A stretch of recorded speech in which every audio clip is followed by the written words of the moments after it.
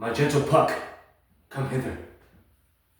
Thou rememberest, since once I sat upon a promontory, and heard a mermaid on a dolphin's back, uttering such dulcet and harmonious breath, that the rude sea grew civil at her song, and certain stars shot madly from their spheres to hear the sea maid's music. That very time I saw, but thou couldst not, flying between the cold moon and the earth, Cupid all armed. A certain aim he took at a fair vestal thrown in by the west, and loosed his love shaft smartly from his bow, as it should pierce 100,000 hearts. But I might see young Cupid's fiery shaft quenched in the chaste beams of the watery moon, and the imperial votress passed it on in maiden meditation, fancy free. Yet marked I where the bolt of Cupid fell. It fell upon a little western flower, before milk white, now purple with love's wound, and maidens call it love in idleness. Fetch me that flower, the herb I showed thee once. The juice of it on sleeping eyelids laid will make or man or woman madly dote upon the next live creature that it sees. Fetch me this herb and be thou here again, ere the Leviathan could swim a league. Hello, welcome to the channel. My name is Brian Jennings. This channel exists to discuss the true story of the movie Critic, to discuss my relationship with Quentin Tarantino, right? The two of us have been embroiled in what has become now legendary psychic siege for going on 2 years. We have the strongest psychic connection anyone can possibly have. Anyone has ever had, anyone will ever have. Right? Is his wife involved? Is there other people involved? I don't really know. Right? And so, without going on and on, right, that I wrote him a series of letters about playing the lead in the movie Critic, which set into motion a series of dominoes to cascade out, which led to where we are now. So I've written a novel of my experiences. It's called Building a Coven. And what I'll say is that I got cut off a little earlier in my first video I made today. Usually I like to end with music. And so I'm going to play 2 pieces at the end of this video to compensate. But my heart is heavy today, for sure, 100%. This thing that's occurring between us, right, there's nothing, right, like, I feel like it was like funny to them for a while, that they were like getting something out of it. But now, right, there's the board, right? I turned it all on them in an instant, right? That's the actual truth. And so now, right, it's just ugly, right? It's just evil, right? And so that's why my heart's heavy. Right? So what do I mean when I say that? I mean that I revealed myself in full, and we're like right there, right now. It's building up to it at the end of my novel, right? Where I said, okay, like this is, so we're playing the occult mind game, like the psychic mind game. Okay. And I said, how about this, how about this, how about this, how about this, how about this? Right? And so, right, he said, oh no, there's no daughter, because, almost immediately, like within like 10 days of him, continuing this farce, right? That there's a woman who he alleges is his daughter who men pay her to have sex with her, all bullshit. It's all bullshit, right? All to make me seem insane, right? But once he came clean and said, oh no, joke's on you, ha ha ha, there's no daughter, no one loves you, because he didn't want, right? Because the things that I was doing were detrimental to him and his psyche, right? That I had the thought, oh, I see that you've done, everything that you've done has been in an effort to make me blow my brains out. That's, right, oh, so he never wants to see me, right? He never wants to he never wants to reconcile, right? He just wants to overwhelm my mind, right? And make me blow my brains out. And so what I'm saying is that, like, in that moment, right, after I realized that's what he wanted, right, knowing that he is essentially incapable of overwhelming my mind, unless, right, there's ways, you know. I could get like a dozen people, 20 people to just bury me in bullshit constantly, right, like real high evil, right, but if he's not prepared to, you know, like, anyway, that's what we're getting to, right, but when it came on me, right, the realization that, oh, this has all been in an effort to make me put a gun in my mouth, right, that he doesn't want to see me, he doesn't want to reconcile over Tribeca, he doesn't want to have a real relationship, this is the only way he wants to keep it, right, this subtle, magnetic, right, diseased, pathological, psychological relationship, right, now that he knows I won't put a bullet in my mouth, what else is he prepared to do to see me in the ground? Right, that was the question that I asked myself. Right? And I answered it immediately. Right? And so you can go to that video that I made earlier, maybe like 2 months ago, 6 weeks ago, called A Plea to the Pope. Right? And so that was, right, like, oh, that was my fear. Like, oh, he'll do that. And he did it a bunch of times. He hasn't been of late, I will say that, just in terms of like full disclosure, right? That he stopped doing it when I started writing Westboro Baptist. I don't support GodHatesFags.com. That's not, right? But I have the right to live. Right? That's my point. And when he continued with his evil, I said, okay, I'm going to write everyone I can to help me rein him in. And I suspect everyone around him was like, this is fucking bullshit. This guy's cool. Right? He would not be writing Westboro Baptist if he didn't sincerely believe that his life was in danger. If he didn't sincerely believe that he was under attack. Right? And so, right, he's calmed down of late. But my point is that, right, he's done it. Right? When Fish did their 8 shows on the West Coast in April, right, he took palpable steps with high evil to destroy my body and to give me diseases with his mind. Right? And since then he's done things however many more times, maybe like a dozen more times. Right? And so in his mind, right? In his mind, he was like, oh yeah, like let's do that. Because then he'll be miserable. And then he'll put a bullet in his head. Right? Then he'll kill himself. Right? But now that I haven't done that, right, my point is that, right, that I have now been subjected to the highest evil that anyone can be subjected to. And he'll always deny. He's not gonna say, yeah, I feel really bad about that, right? But now they're all reckoning with it in a palpable way. Did we give this man AIDS? I'm half afraid to get tested. I'll be honest, right? Because it wasn't just like one needle, you know, it was like a whole bag of saline, and I'm sure it was dirty, right? I'm sure it was actually dirty, right? And this is my point when I say he's a child in his mind, right? And so that occurred, right? And now we're all reckoning with it, right? And so I was very forlorn earlier today because I have a beautiful dog. I have a great dog. I have 2 dogs, you know. But the one, her name is Sharon. She's a really sweet girl. She's named after the Widespread Panic song. Sharon, what do you do to these men? Right? But she's the dog that's had health problems of the 2. And I was petting her last night, and I was petting her in this one particular area, and then she looked at me, and it was like so palpable. I could start crying right now.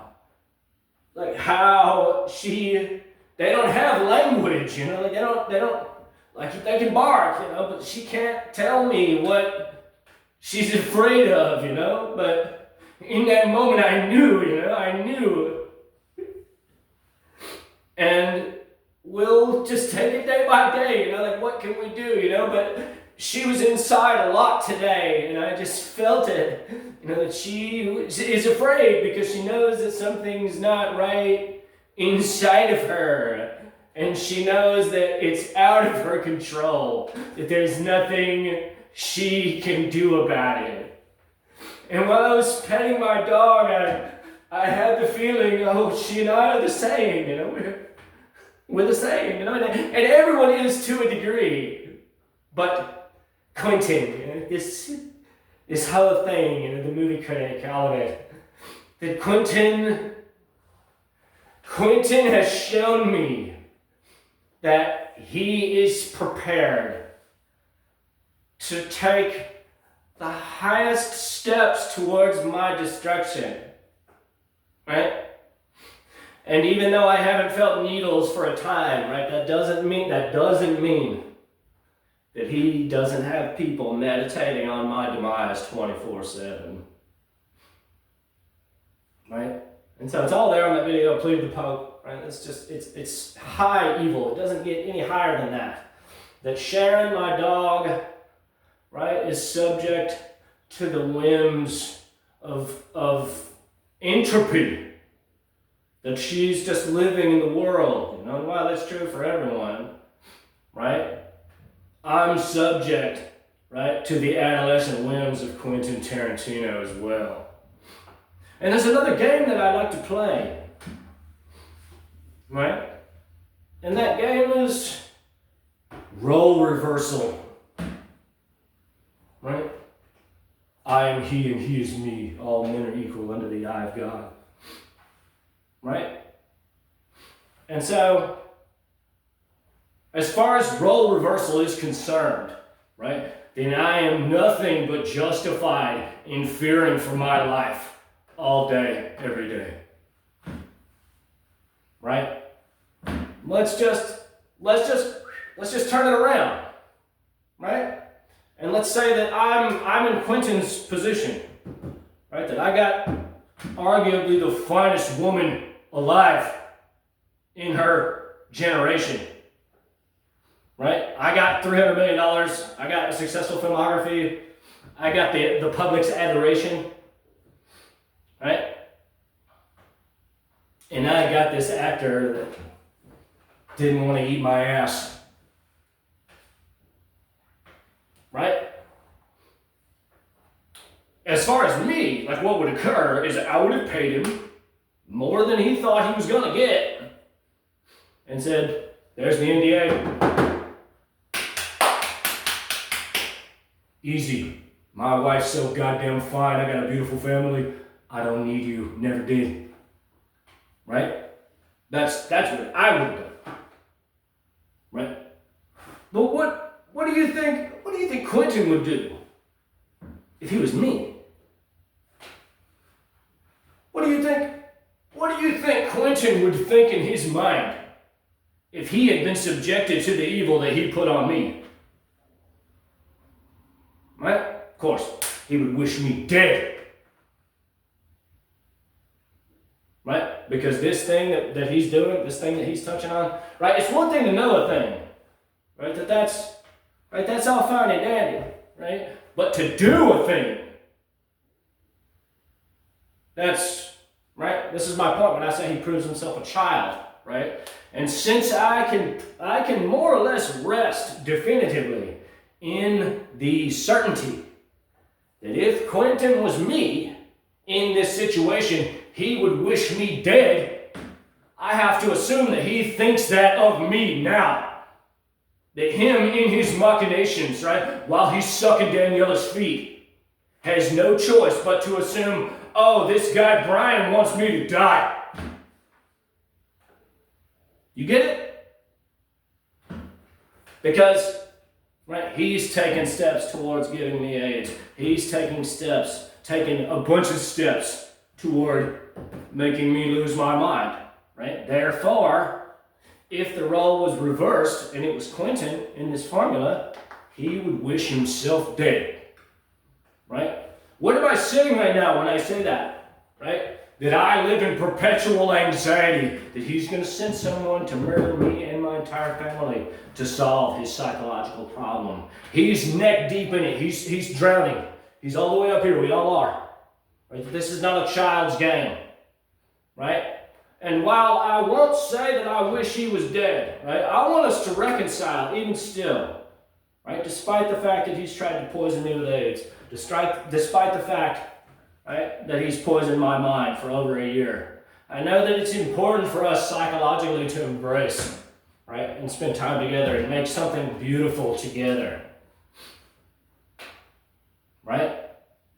But, right, I have to assume, right, that he wants me dead. There's nothing else to consider there, right? Because if I'm gone, right, he has no more problems. Right? And this is what I always told people when he canceled the film. Right? I'm about to start reading on my novel. Right? But whenever he canceled the film, I said, oh, well, there's two ways to ask the question. Right? The first way to ask the question is in the positive. It's to say, why did he cancel the film? Right? And that's all fine and dandy. Right? Oh, eccentric auteur. Right? But the other way of asking the question is, who else is giving him a reason to not make the movie? And of course, I'm the only one that ever gave him any reason to not make the movie. Because of my reviews, because of my essay. Right? So we're reading through the novel, right? We're barreling through. I've just remote viewed for the first time. Right? And we have, 19 pages left. So we're going to be done with the film soon, or done with the novel, pardon me. Right? And so I suspect that this is his last movie. Right? That if he's not actually making the movie Critic, if he really sold, right, but that was on April Fool's Day, right? And they're supposed to be filming that right now, the continuing story of Cliff Booth, right? But if he's really doing something different this December, it's worth pointing out, right? Then it's the story of the two of us, right? And so when he tells people, oh, I didn't want to make LA old again, that was the same thing I did last time, right? That number one, that's bullshit. That's not why he canceled the film. He canceled the film because of me and my reviews, right? And number two, right? His last film is our legendary Psychic Siege, right? Is it true? Is it not true? I've done nothing but try to speak openly, honestly, forthright with this man, right? And he's been nothing but interested in subtle psychic bullshit, right? Telepathy is a psychic violation, right? When you come to a level of understanding, I've got the novel pulled up, right? And okay, first of all, before I go off on this metaphysical rant, let me just say, right, that Tribeca, that's my fault. That's not Quentin's fault. Right? That Quentin has a filmography and he behaves in a particular way, and that's fine. That's fine in and of itself. There's nothing wrong with that, right? He saw it as me bending the knee by him not having to say anything. And if that's all that it was, right, we wouldn't be here right now. Because he would have paid me, right, up to $5 million for my scene. I sent him a scene. And then he would have made the movie. Right? But this thing is way beyond Tribeca. Right? I can't stress that enough. I feel like I lost the point that I was trying to make, right? But Tribeca is bullshit, right? That this is beyond the movie. But this has nothing to do with the movie. This is him with his ego, right? That he said, oh no, I let this guy, like I put myself in this guy's mind and he didn't give me what I wanted. No, I'm gonna destroy him. Right? And that's where it becomes evil. That's where that's where we've stepped outside the bounds of good sense, right? Of reverence for the divinity that all of us use to wield our clairvoyance, right? All these things, right? And so, right? The novel's called Building a Coven. and I'll pick up where I left off. On Christmas Day, my mother got me a geometry set. A sincere gift rooted in understanding of her only son. But I knew it wasn't adequate. So on January 2nd, 10 days ago now, I went to Harbor Freight and bought a large steel compass replete with the Godhead, proper architecture. It has a radius of 15 inches fully extended, standing a foot tall when operational. I went to the library and printed out a cornucopia of diagrams, pictures, scholarly essays. $10 spent to print, bought a cork board, and in minutes constructed the most savagely lethal vision board. A ruthless display of prowess that immediately put everyone on edge. Sans Willow, who's a dumb bitch and a whore, nothing but. Stashing away the board, I took the large compass and cast a circle upon the earth, in the void of eternity. The eternity of a disgustingly ugly pink piece of poster board. It came in a pack of 3, 2 white, 1 pink, with stencil letters of the alphabet included, the English alphabet. I have been working on a painting as a gesture of love, as I am in love with. Now I see the whore of Babylon. However, upon seeing her living her best life New Year's Eve, I set myself to task as a practitioner for the first time. I pulled all the love in my heart I had for this special magic girl, whose father I admire enough to write a letter for the first time, into my brain, where the dragon sleeps. Abstraction is just that, something understood intellectually, perhaps emotionally, spiritually, but incorporeal. However, geometry is backwards. It is a manifested abstraction whose elements are mirrored in the synergy of creation, but manifested only as a mathematical or visual abstract proofs. A circle with a diameter of 20 inches is cast, swallowing nearly all of the area within its circumference. Dividing into 6, as is the magical standard, the first degree, it can be said. I connect every other point and suspend an equilateral triangle inside pointing up, the other half of the Star of David, still only potential in the radial vectors along the circumference. I place the radial point on the top vertex. From my point of view, I mean, and retract the radius to the mid-edge of the triangle. Walking the instrument of divinity across the surface, my manifested creation divides the world into 7, 6 days of creation and a day of rest. A Sabbath. 3 vertexes to the triangle gives 21.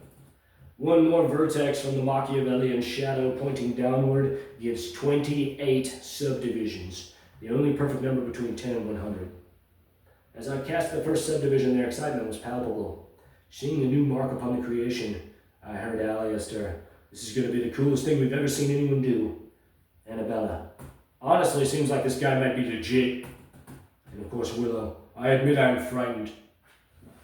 With my world divided, I erased the triangle and all the arcs cast, leaving only the 28 points asymmetrical. My worldly continents.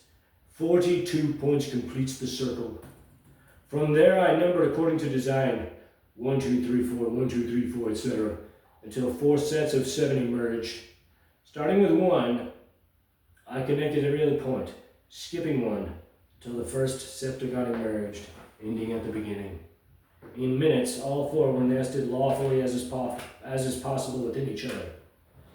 4 septagons trapping an interior area with the interconnected and interpenetrated vectors, every line as it should be, every relationship authorized. They were all in a kind of bewildered shock at my conjuring, that it came from the air, as when God coagulates inert space into manifested light and matter. Knowing they were watching, my snark superseded, commenting wryly, gosh, wonder what I do now.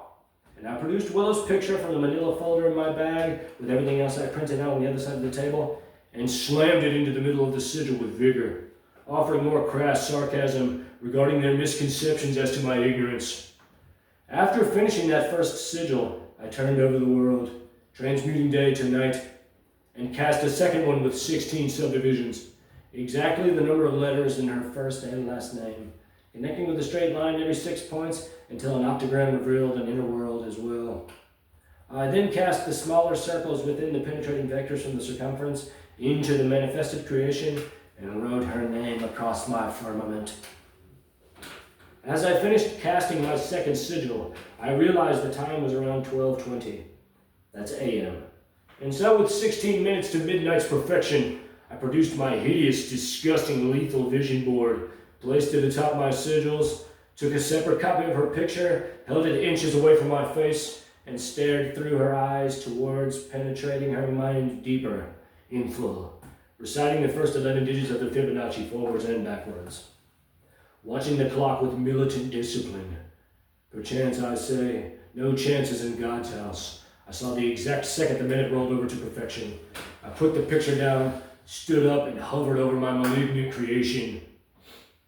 When I cursed her superficially at Clam, when I asked Alistair if he wanted me to go there and scream at the top of my lungs, I told her her womb would be as dry as the desert sands. So I ran oscillating pentagrams, beginning at a desert landscape through the world atop the adjoining picture of a healthy female anatomical diagram underneath her picture, screaming, "So funny! What a fucking joke!" Above, another diagram dividing vaginal phases. Vital youth on the left half, menopausal on the right. I struck X's across the healthy half, all the way through it. Then I took my small compass and vivified the menopausal half with interlaced circles head to foot, top to toe. From there I went to her eyes, cast circles from her pupils, and interlaced 2 pentagrams, 10 points over each eye. Then I started screaming again, spitting on a picture at the same time. Gonorrhea, syphilis, HIV, Hep C, so funny. Gonorrhea, syphilis, HIV, Hep C, so fucking funny. What a fucking joke. Magic jokes. What a clever fucking bitch I am. As I spiraled down out of my rhapsody, my fever dream, around 12:45 I heard Annabella, "He's revealing himself to you." The rest of the night we were all lost, surrounded by the inferno of my psyche, the psychic wilderness. I saw my sigils hovering over all the city, my interlaced pentagrams over all their eyes. Willow, Alistair, Annabella, and though her father is and remains the most aloof, he too felt my sigil hovering over Tel Aviv. Everyone knew immediately something dangerous had awoken in me. Everyone except Willow. Alistair interjected, "It's over, man." He tells me and Willow, "We're not playing the mind game anymore. She's coming to you tomorrow." After a moment of awkward silence where Willow was looking to her father, he said in an authoritative tone, "It's done, I'm overriding you. You go to him." Hours later, pacing fervently throughout the house, I said, "I can't close my eyes, I'll kill her." It was a savage night. We all had no choice but to reckon with and remember forever. Around 5 a.m. I closed my eyes and slept the sleepless sleep of the unnerved. Of course she didn't come. Some 2.5 hours later I awoke and went straight to her picture. She awoke instantly. Over the morning her family tried explaining how the pendulum swings in perpetuity, looking before and after. But she understands nothing. They tell her I am the 1,000-year dragon, the highest magus of all time. Staring into her picture a little later, I spoke to the air, to the magnetic effluvia binding us, the quantum bridge from here to the city of dihedral angles. I see now what I must do. I have to steal all of your secrets, Willow, and possess your mind, as you did mine all this time, to take mine back. That night, lost in her eyes all these thousands of miles away, she spoke. "I have no great secret. I'm a bitch and a whore." There, I said it. I'll stop there. So, right? It's a novelization of my experiences with Quentin Tarantino on the psychic frontier. And so, what I'll say, right, and this is why inevitably he came clean, right, is that while I have a bunch of books on geometry, and we're going to dig more into that after I finish with the novel, because I have 2 more essays I have to write. I have to write on geometry and on language, right? And so I have a bunch of books about geometry that we're gonna make it all happen, right? I'm bringing everyone up, right? That's the point, right? But what I'll say is that inevitably, of course, he came clean. right? Because, right, he saw me reference nothing. Right, that everything that you see here, right, just like God. That's the point, right? All of it, with the exception of Baphomet. Right? This is a dry point etching, so that took quite a lot, right? But this, right, this, right? All of it, this, right? So, right, during this time, right, the time that I just read on, right? Quentin and Daniela were laughing their fucking asses off. Right? Ha ha ha ha ha ha ha ha ha. How do I know that his wife's involved? Right, that's a good question. It's a good question. I suppose that really, I do acknowledge that. Right? That it could all be him, right? That it's a sick intellectual exercise within him. However, right? It's backwards, right? That these are the tactics that he likes to do. I was just thinking about this.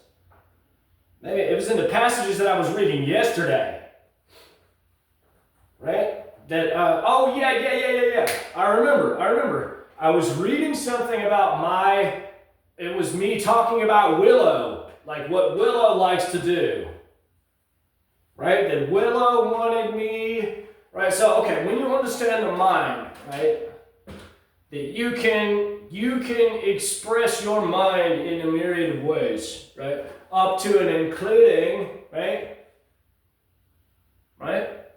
And this is what I talk about in my essay on magic, right? Inducing, right? Someone through remote viewing into sexual lust, right? That's anyone can do it. I can do it. Quentin does it. Right? Can anyone do it? No. But, right? It's like music, you know? But my point is that she's like so I was on the street in New York, right?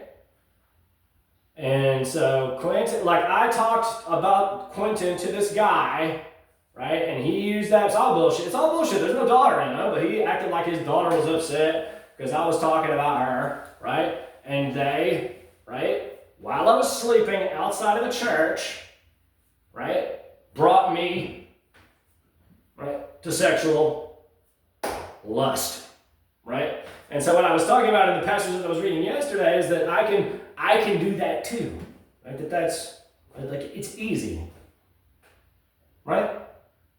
Right, and so my point is that Quentin, right, that these are the games that Quentin plays, right, with the women in his life, right? That he puts them on men, right, and then, right, he makes them come with his mind. And he says, "You're fucking me. You're not fucking them."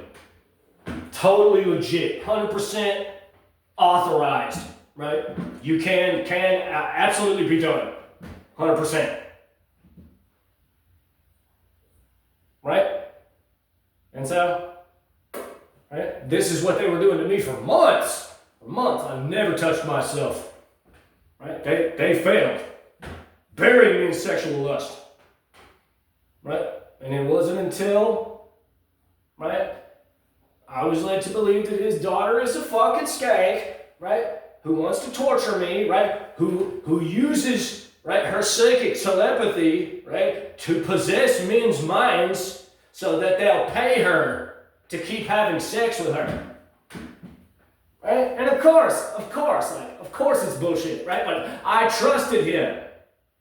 Right? And so this touches on the thing that I was talking about in my previous video, right? That now he's put all of that, right, on his little girl, right? That she's, right, like boom, it's done. It's done. And I can do something, right? I know what time it is, right? But this section that we're reading through right now, you know, it's, right? He tells me in due time, you know, not a lot of time, just a handful of days. Right? He has no daughter, it's all bullshit, right? Because the things that I was doing, right, as far as trapping energy inside of these are vortexes of plasma. right? And so you can conjure those in your mind, right? And you can project them, right? And so this is the game, right? This is why I say I can do it without debasing myself. Right? That everything that he does is base, right? So he reveals in his novel, Once Upon a Time in Hollywood, the novel, right, that Charles Manson communicates with Pussycat through telepathy, right? Quentin Tarantino is Charles Manson, Brad Pitt is Cliff Booth, right?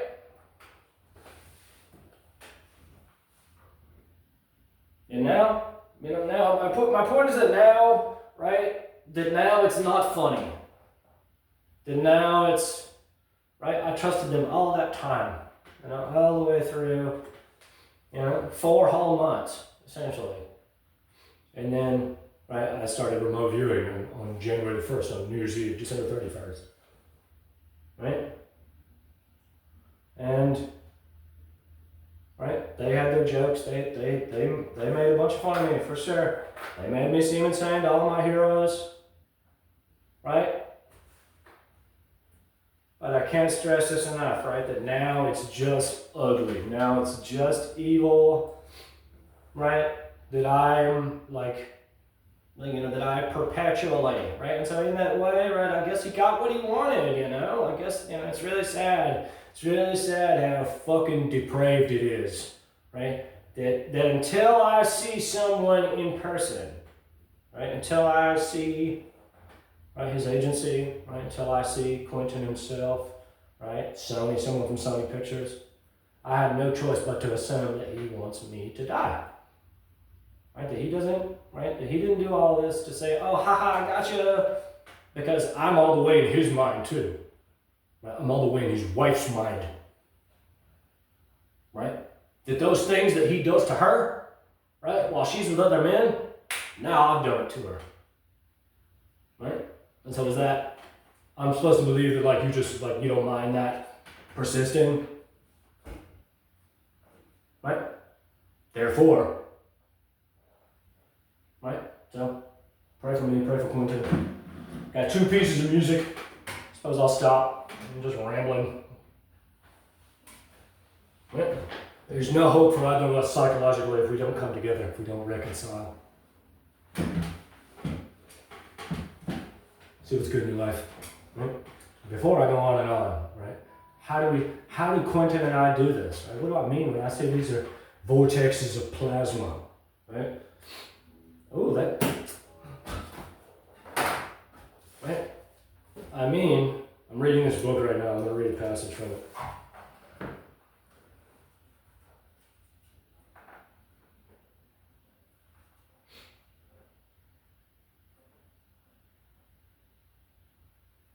Matter consists of atoms of ether, more or less strongly held together. The essence of matter is one single substance. Matter is form and force at once. And form is force circumscribed and condensed. Force is form indefinite, diffused. The universe is but a harmonious collection of forces. Its constituent principles, nothing but dynamic points. Force is will. Its type and fountain is spirit. Spirit is the sole and single source of power. Spirit is God. Right? And so this book's from the 19th century. Obviously, no one says that there's aether anymore, ether. Right? But right, he's really touching on the heart of the matter. Right? That clairvoyance is an understanding that Quentin doesn't know anything about. Right? That space and matter are equal opposites of each other. Pre-Birnbaum's holographic model espouses that within every cubic centimeter of space, distributed evenly in terms of volumetric pressure, in terms of information, lies the potential for all manifested reality. Right? So diffused throughout that. Right? Here's one example. Right? Compounded 40 tetrahedra. Right? All of the geometric diagrams behind me that you see are all further examples of it. Right? Diffused within that is a non-local conscious field, right? Which has no personality, right? It has no gender, right? commonly referred to as deity or God, right? Which is not a creature, it's an abstract intellectual quality or principle. So the divine light of deity breathes through the quantum manifold, right? Which exists perpetually in a state of rest in every cubic centimeter of space. And as it breathes, it exerts pressure upon it, collapsing it and mutating it, engendering electric resistance until the friction against itself is so pregnant, right, and dense that it can no longer remain in inert space and erupts into incandescence as matter. First as photons of light, chemical elements, atmospheric strata, mineral, vegetable, animal, man. Right? Man is the end of evolution. Right? I mean that in a spiritual sense, not in a Darwinian, reductionist, materialistic sense. Right? That life is the unfolding of the divine plan, right? Which reaches its zenith at man, because man is the only creature in creation which can have cognizable understanding to such an attenuated degree, right, that he or she can offer a sincere reflection upon the divine origin of all of creation and hold it within their heart, within their mind, and project it, boom, onto the firmament of space through action, through charity, right? All instances of clairvoyance and psychic phenomenon, telepathy, right? Telekinesis, psychokinesis, thaumaturgy, remote viewing, right? Healing the sick, right? All derive from the mind of the adept, right? Being so refined, right? That the individual is so in control of their faculties, right? That they can harmonize the atomic structure of the material in their brain with the atomic structure of the disparate locale that they seek to watch, vivify, or destroy. And so, right, once harmonized, right, the highest levels of the adept sees the adept behaving like God, right? A thought is a force, and philosophy should be an energy, right? That through intention, through will, right, you send out an electrical coagulation, which is a neuronal firing of the neurons in your brain, right, that if understood properly, right, can find its locale and manipulate and transmute and fracture the hologram of the target to either heal it, strengthen it, or destroy it. Quentin Tarantino is a powerful psychic clairvoyant who's gotten his jollies for his entire working career, right? Remote viewing people as the psychic voyeur, right? And occupying the minds of the actors and actresses in his films, right?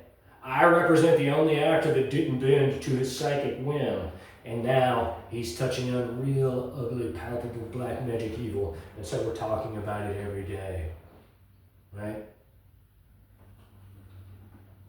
It's my fault that everything didn't go the way that it was supposed to, as far as his expectations, right? That I acknowledge that, I own it, right? But what it is now, right? What it is now, right? It's just evil, and now everyone around him insulates a high evil. So pray for me, pray for Quentin, right? As William Morris endeavor, right? Help bring this to an amicable resolution, right? If nothing else, then by praying. God bless.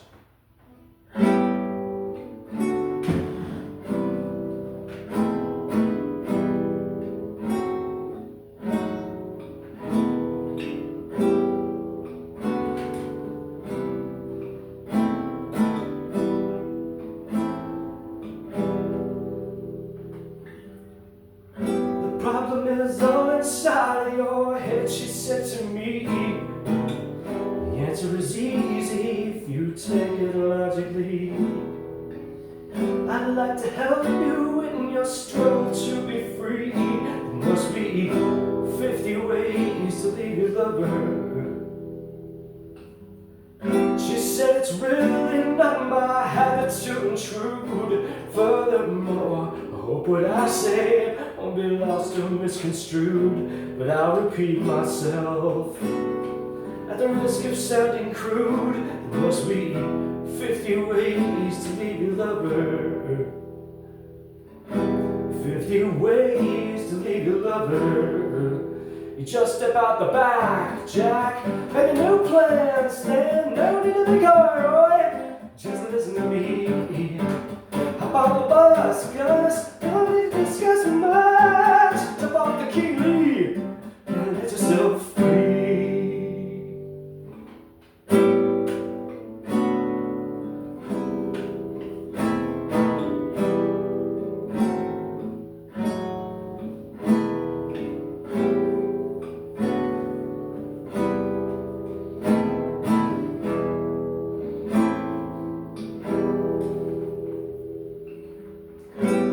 It grieves me so to see you in such pain. I wish there was something I could do to make you smile again. I said I appreciate that. And could you please explain about the 50 ways?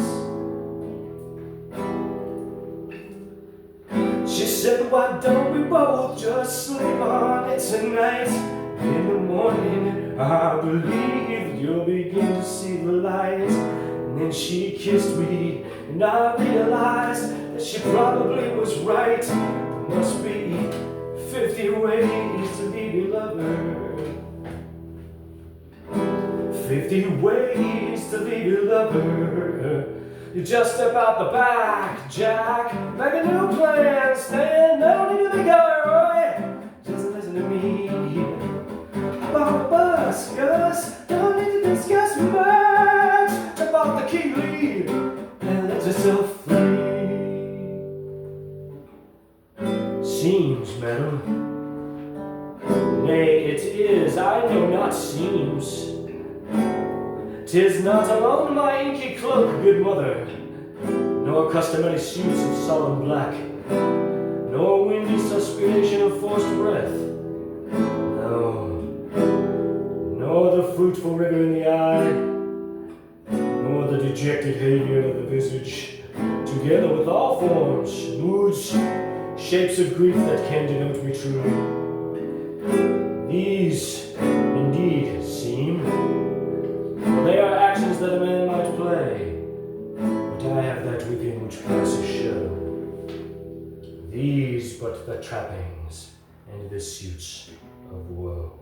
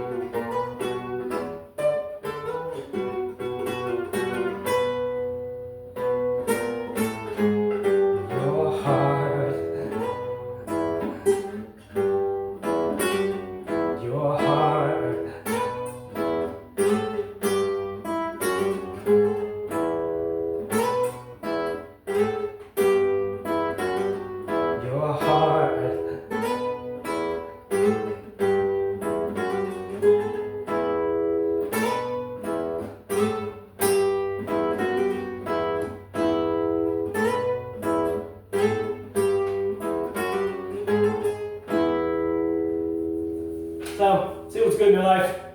Now that life is not an accident. All instances of clairvoyance is the mind of the adept tapping into the phenomenon of consciousness which exists perpetually in a state of rest in every cubic centimeter of space. Pray for me, pray for Quentin. God bless. Have a great week.